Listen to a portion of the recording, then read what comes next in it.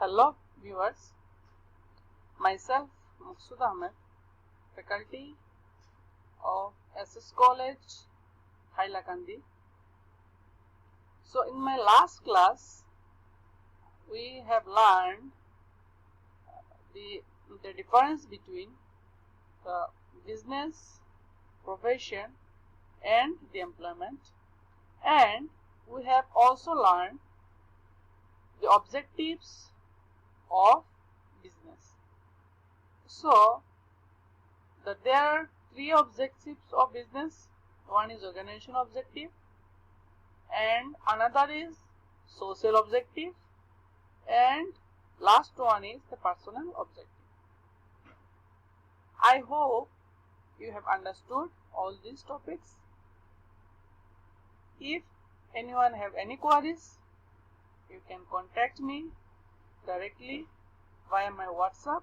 My number is 8638548724. Okay. So today we will learn about the role of profit in the business.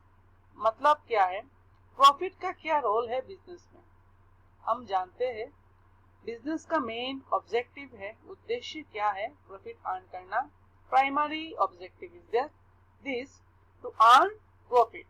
तो profit earn करने का role क्या है. Without profit हम जानते हैं बिजनेस रन नहीं कर सकता, बिजनेस ग्रोथ नहीं कर सकता. तो प्रॉफिट करने से बिजनेस का क्या फायदा होगा. So first point is for long term survival of the business. Business जितना ज्यादा प्रॉफिट कमाएगा, बिजनेस का सर्वाइवल का कैपेसिटी भी इंक्रीज हो जाएगा. सर्वाइवल का कैपेसिटी भी इंक्रीज हो जाएगा.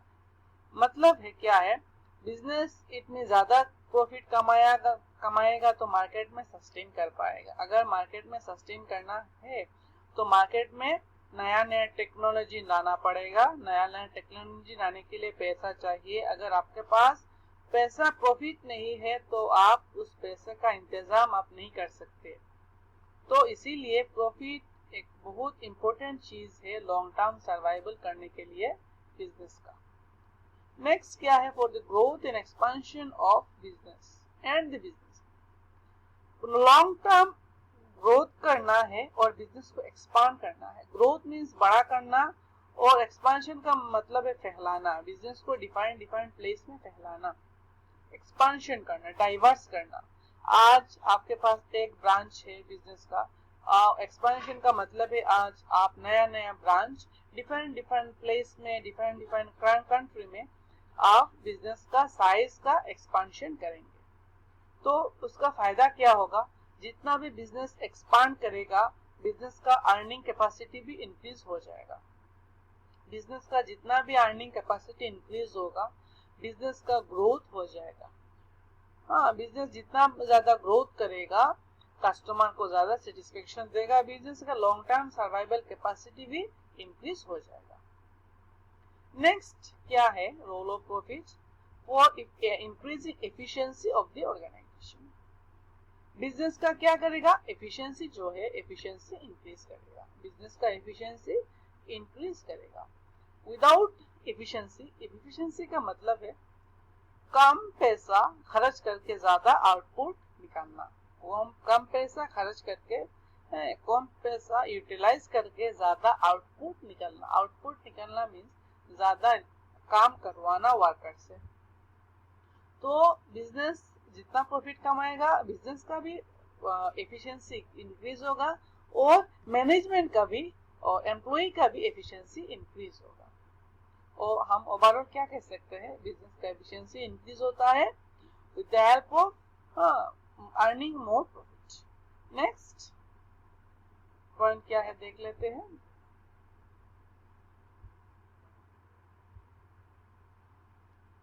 For building prestige and recognisation. Prestige का मतलब है मार्केट में अपना गुडविल को इंक्रीज करना.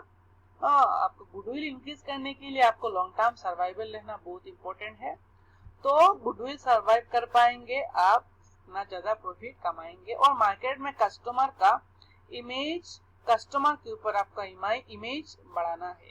तो it is only possible by giving the good quality of product at reasonable price to the consumer. आप जितना ज्यादा कंज्यूमर को गुड क्वालिटी देंगे, जितना ज्यादा कस्टमर को गुड क्वालिटी देंगे और कम दाम में, देन क्या होगा, और एम्प्लॉय को भी आप सेटिस्फेक्शन दे रहे हैं, आपका कंपनी का इमेज ज्यादा डेवलप होगा और कस्टमर्स और अपने एम्प्लॉय में सबके आपका ऑर्गेनाइजेशन का जो स्टेक होल्डर से आप अच्छा इमेज बना सकते हो।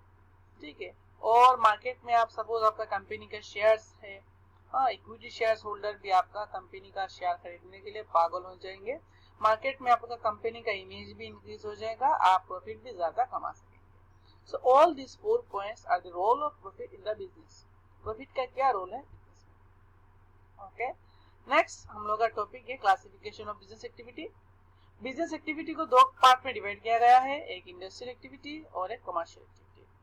सो इंडस्ट्रियल एक्टिविटी जो है, इंडस्ट्रियल एक्टिविटी में 3 पार्ट्स है, एक primary industry, secondary industry and tertiary industry. So अभी के लिए मैं इंडस्ट्री पार्ट को मैं स्किप कर रहा हूं, मैं कॉमर्स पार्ट में जा रहा हूं।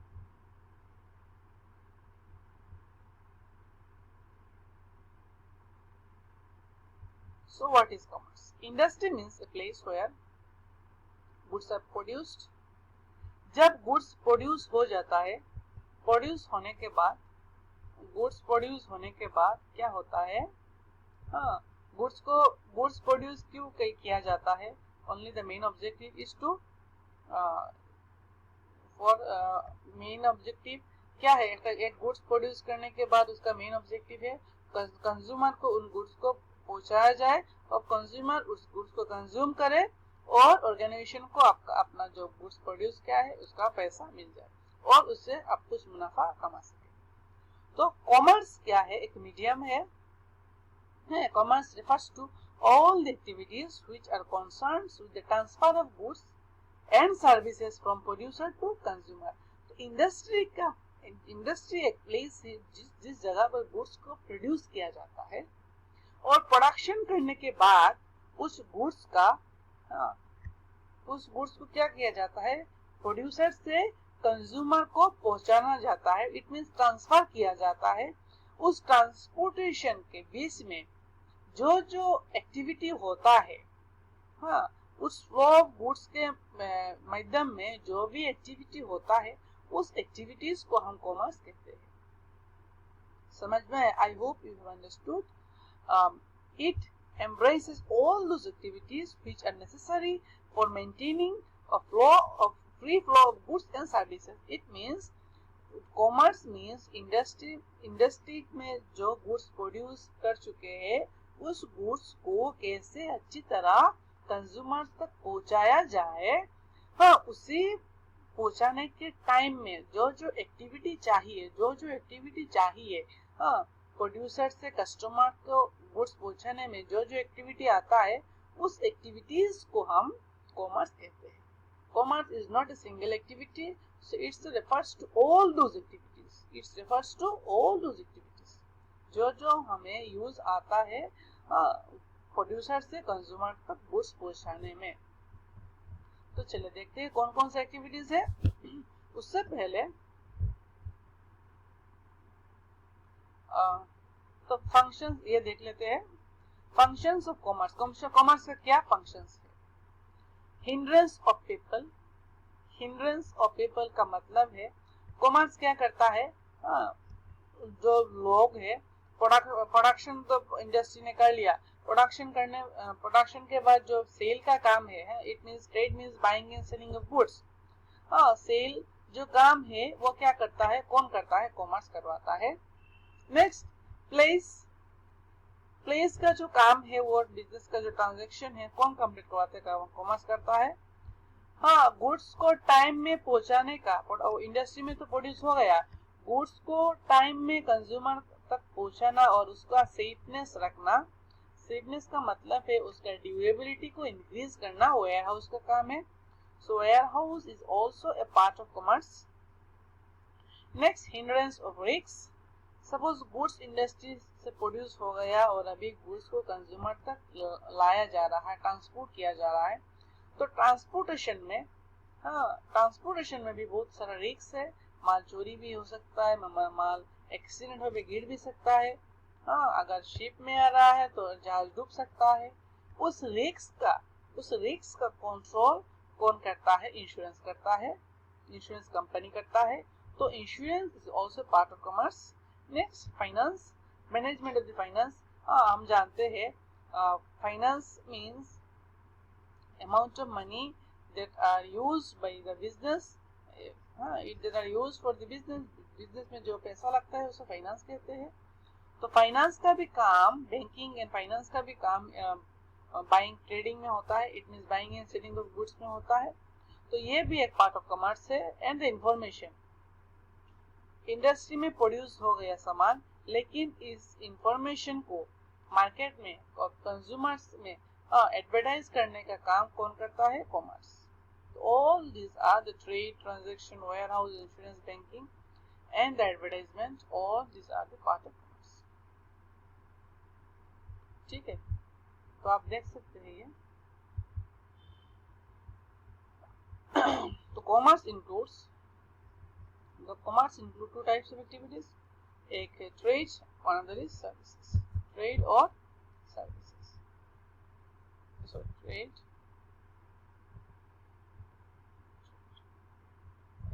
and auxiliary to it almost services. Trade. So let's see what is trade. Trade means buying and selling of goods. Buying and selling, कोई भी गुड्स को और सर्विस को जब हम खरीदते हैं और उसको सेल करते हैं मार्केट में और कंज्यूमर से, उसको हम the main objective is to earn profit, और उसका मेन ऑब्जेक्टिव है प्रॉफिट अर्न करना, उसको हम ट्रेड कहते हैं। सपोज मान लो मेरा एक दुकान है, मैं अपने दुकान में पहले कुछ सामान ला रहा हूँ, देन उसको कुछ प्रॉफिट इंक्लूड करके उस सामान को मैं कंज्यूमर को सेल कर रहा हूँ। सो उसका मैं उसको सामान ला के उसको सेल करने का मेन ऑब्जेक्टिव क्या है? मुझे कुछ प्रॉफिट अर्न करना है। तो उसको हम क्या कहते हैं? ट्रेड। नेक्स्ट, ट्रेड को भी डिफरेंट टाइप्स में डिवाइड किया गया है। एक है इंटरनल ट्रेड और है एक्सटर्नल ट्रेड। इंटरनल ट्रेड का मतलब है the trade takes place within the boundaries of a country। मतलब क्या हुआ? जो देश के अंदर आप जो ट्रेड करते हैं उसी ट्रेड को हम इंटरनल ट्रेड कहते हैं। इट मींस एक कंट्री का बाउंड्री के अंदर जो भी ट्रेड किया जाता है, मान लो इंडिया के अंदर जो भी ट्रेड किया जाता है उसी ट्रेड को हम इंटरनल ट्रेड कहते हैं। और एक्सटर्नल ट्रेड क्या है? जो भी देश के बाउंड्री के बाहर जो भी ट्रेड किया जाता है, इट्स ट्रेड बिटवीन टू और more countries, is called an external trade. Suppose मान लो मैंने कुछ सामान गुजरात में सेल किया, so it's an internal trade. Suppose मैंने कुछ सामान चाइना में सेल किया, इससे external trade. Because external trade दूसरे कंट्री के लोगों को किया जाता है। It mean sale of goods और purchase of goods to different country और from different country, it's called the external trade. तो इंटरनल ट्रेड का दो पार्ट है, एक है होलसेल ट्रेड और एक रिटेल ट्रेड। होलसेल ट्रेड का मतलब क्या है? लार्ज क्वांटिटी में हम जब सामान सेल करते हैं, जो लार्ज क्वांटिटी में जब हम सामान सेल करते हैं उसको हम क्या कहते हैं? Wholesale trade. Retail trade means जब हम छोटा छोटा क्वांटिटी में सामान सेल करते हैं उसको हम रिटेल ट्रेड कहते हैं। तो इन डिटेल्स होलसेलर कौन है, रिटेलर कौन है, डिस्ट्रीब्यूटर कौन है, I will discuss whenever we will directly face to face interact। जब कॉलेज खुलेगा तो हम फेस टू फेस इंटरेक्शन के द्वारा हम पूरा एवरीथिंग इन डिटेल डिस्कस करेंगे। Okay, with the help of chart. So chart prepare नहीं कर सका इसीलिए मैं इधर डिस्कस नहीं कर पा रहा हूँ। Next, in external trade. So now the external trade. The external trade means the trade between two countries or more countries between two countries, जब जो दो देश आपस में और दो से अधिक देश आपस में ट्रेड करते हैं। ट्रेड का मतलब क्या हुआ? Buying and selling of goods and services. The main motto और main objective is to earn profit. जब भी एक्सटर्नल ट्रेड किया जाता है, मीन्स दो कंट्री के बीच में किया जाता है ट्रेड, उसको हम एक्सटर्नल ट्रेड कहते हैं। तो external trades are divided into three categories. One is export trade, import trade and intra-import trade. Import trade का मतलब क्या हुआ? Import का मतलब होता है जब आप दूसरे कंट्री से कुछ सामान परचेज करते हैं, उस ट्रेड को हम import कहते हैं। जब भी हम दूसरे कंट्री से कुछ सामान परचेज करते हैं, उसको हम import कहते हैं। और जब हम दूसरे कंट्री को कुछ सामान सेल करते हैं, उसको हम एक्सपोर्ट ट्रेड कहते हैं। तो export import means purchase of goods from another country and exports means sale of goods to another country. Next, intra import trade का मतलब क्या है? जब हम किसी कंट्री से कुछ सामान इंपोर्ट करते हैं और उसी इंपोर्टेड सामान को हम कुछ मॉडिफाई करके जब हम दूसरे कंट्री में सेल करते हैं और एक्सपोर्ट करते हैं, उस ट्रांजैक्शन को, उस ट्रेड को हम इंट्रा-इम्पोर्ट ट्रेड कहते हैं। सपोज मान लो हम लोगों ने कुछ कॉटन परचेज करके, सपोज कोई भी कंट्री, सपोज मान लो बांग्लादेश से कोई कॉटन परचेज करके, उस कॉटन से हम एक सपोज कुछ प्रोडक्ट बना के, उस प्रोडक्ट को हम एक दूसरी कंट्री में, सपोज मान लो चाइना में सेल कर रहे हैं। तो ये जो ट्रेड है, उस ट्रेड का नाम हो जाएगा intra-import trade. I hope you have understood. Okay, next इधर कुछ एग्जांपल दिया गया है, आप देख सकते हैं। Next, auxiliaries to trade. Auxiliaries to trade means the commerce. It means जो भी आइटम, जो भी चीज ट्रेड में हेल्प करते हैं, उसको हम ऑक्सिलरीज टू ट्रेड कहते हैं। All those activities which help removing the various hindrance means problems which arises in the connection with the producing and the distribution of goods and services is called auxiliaries to trade. So auxiliaries to trades all are commerce. We have already discussed producers से consumers तक goods पहुंचने के लिए हमें क्या क्या चीज चाहिए? ट्रांसपोर्टेशन चाहिए, कम्युनिकेशन चाहिए। विदाउट प्रॉपर ट्रांसपोर्टेशन रोड वे हो सकता है, रोड रेलवे हो सकता है, वाटरवेज हो सकता है, एयरवेज हो सकता है, कोई भी वेज ऑफ ट्रांसपोर्टेशन यूज करते हैं। Generally the railways and waterways are the cheapest way of transportation and the most expensive way of transportation is the airways. तो एनीवेज कोई भी वे यूज करके ट्रांसपोर्टेशन का कुछ सामान प्रोड्यूसर से कंज्यूमर तक पहुंचा जाता है। Next, communication. Without communication, without internet, without telephones and medias, we cannot communicate with our dealers, retailer or suppliers or producers. We can face many problems. So the communication is also helping us in facilitating the trades. Next, banking and finance facility. Without finance, without bank, it is not possible to manage finance. Next, insurance that reduces the risks of the business transaction. Warehouse safeguards products for the long durable. All these are saving. All these we can call as an auxiliary to trade. And also the advertising and also helping to give the awareness of the new product to the consumers or customers. Consumers को aware करता है कि market में ये नया product आया है आपके लिए, आप ये प्रोडक्ट खरीदिए, आपका यूज आएगा। ठीक है, next, okay, in my next class we will learn business risks, the nature of business risks and the causes of business risks. Okay, so that's all for today. I hope you have understood the meaning of commerce, the trades, internal trades and external trades. Okay, so Any queries? I have earlier told my WhatsApp number. You can ask me. Okay. Thank you.